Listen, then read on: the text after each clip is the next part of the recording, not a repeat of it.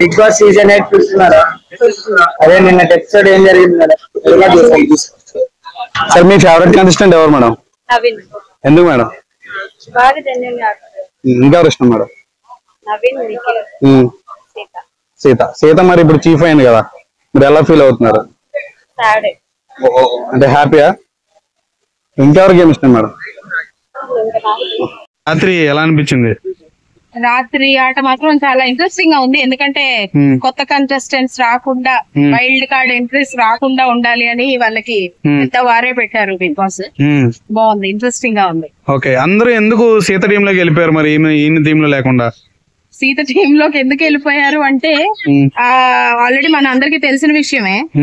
నిఖిల్ చేస్తున్న ఒక పెద్ద బ్లండర్ మిస్టేక్ అన్నమాట. ఎందుకంటే ఎప్పుడైనా సరే క్లాన్ చీఫ్ ఎవరైతే ఉన్నారో వాళ్ళు సజెషన్స్ ఇస్తే క్లాన్ లో ఉన్న వాళ్ళకి వినాలనిపిస్తుంది ఎవరికైనా సరే.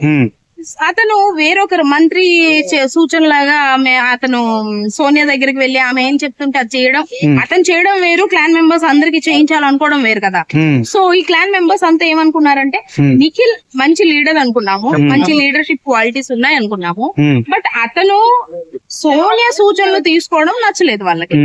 సో అతనే అందరికి శత్రువు అయిపోయాడు అనేది నా ఇంటెన్షన్. అంటే లాస్ట్ లో ఈమె యష్మి గౌడ్ అందులోకి వెళ్ళి మళ్ళీ ఇందులోకి వెళ్ళింది కదా. యష్మి గౌడ్ తన ప్లాన్ ఏంటో నాకు అర్థం కాలేదు ఇప్పటికీ కూడా. అది కూడా తన స్ట్రాటజీ అని అనుకుంటున్నాను.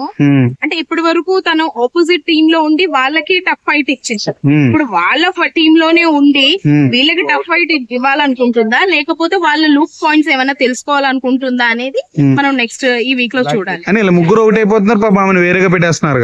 అవును, ఆమెకు అర్థమైపోయింది ఆ విషయం. ఈవెన్ మణికంఠకు కూడా తెలుసు ఆ విషయం. మణికంఠ ఆల్రెడీ తను నిఖిల్ తో ఉండి వచ్చిన వాడే ఉండలేకపోతున్నాడు. అలాంటిది పాపం యష్మి ఎలా ఉంటుంది. అండ్ యష్మి కూడా తనకి పెద్ద ఫరక్ పడదు. తను అందరితో కలవాలి, వాళ్ళు నాతో మాట్లాడట్లేదు అని బ్లేమ్ చేసుకునే టైప్ అయితే కాదు. తన గేమ్ ప్లే తనకుంది. బాల్ గేమ్ లో వీళ్ళు గెలిచారు కదా, వాళ్ళు ఓడిపోయారు. అవును, ఎలా అనిపించింది? ఆబ్వియస్లీ వాళ్ళు ఓవర్ కాన్ఫిడెన్స్ తో ఉన్నారు. అండ్ వీళ్ళు మాత్రం చాలా కూల్ అండ్ అంటే వాళ్ళు గెలిచిపోతారేమో అన్న ఒక భయంతో ఆడారు. మాత్రం చాలా కూల్ గా ఆడారు. అంటే ఓవర్ కాన్ఫిడెన్స్ తో ఆడారు. మేము అంటే ఈ ముగ్గురు కూడా మంచి హైట్ ఉన్నోళ్ళు. కంపేర్ టు యష్మి, మణికంఠ అందరు కూడా హైట్ ఉన్న పర్సన్సే. బట్ అందరికన్నా హైట్ తక్కువ ఉన్న నైనిక గెలవడం అనేది ప్లస్ పాయింట్. ఫుడ్ గేమ్ ఒకటి ఆడారు కదా, ఫుడ్ తినే గేమ్. అది నాకు ఎవరు అమ్మాయి ఆదిత్య ఓం గారిని పెడితే బాగుండు అనిపించింది. ఎందుకంటే రీసెంట్ గా నేను ఒక లైవ్ లో చూసాను. ఆదిత్య గారు ఎంతో సెటిల్డ్ గా కూర్చొని చక్కగా చికెన్ వడ్డించుకొని చక్కగా తింటున్నాడు అనమాట. సో ఆదిత్య ఓం గారికి ఆ ఛాన్స్ ఇచ్చుంటే బాగుండు అనిపించింది. ఎప్పుడైనా సరే ఫుడ్ అంటే చాలు మంచి heavy body, height, weight, personality ఉన్న వాళ్ళు తింటారు అని ఎప్పుడు అంచనా వేయకూడదు. ఎవరు తినగలరో వాళ్ళు సపరేట్ ఉంటారు అనమాట. సో వాళ్ళే తినాల. ఒకవేళ ఈ వీక్ ఎలిమినేషన్ అయితే ఎవరైపోతారు?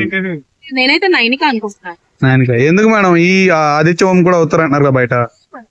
అంటే అవుతారు అనుకుంటున్నారేమో నాకు తెలీదు, కానీ ఆదిత్య గారు ఉండాలి అనుకుంటున్నాను. ఎందుకంటే అతను గేమ్ ఆడటానికి ఆయన పెట్టే ఏమంటారు ఎంతైతే గేమ్ కి అతను ఫోర్స్ ఇస్తున్నారో అంత నైనిక ఇవ్వట్లేదు. ఆయన ఇంట్రెస్ట్ ఎక్కువ రోజు రోజుకి అతను మెంటల్ గా స్ట్రెస్ అయిపోతున్నారు. గేమ్ ఆడాలి అనే ఒక ఇంటెన్షన్ ఆయనలో పెరిగిపోతుంది రోజు రోజుకి. సో ఆ హంగర్ కనిపిస్తుంది ఆయనలో. సో దానికోసమైనా ఆయనను ఉంచాలి అనేది నా ఇంటెన్షన్. Thank you madam.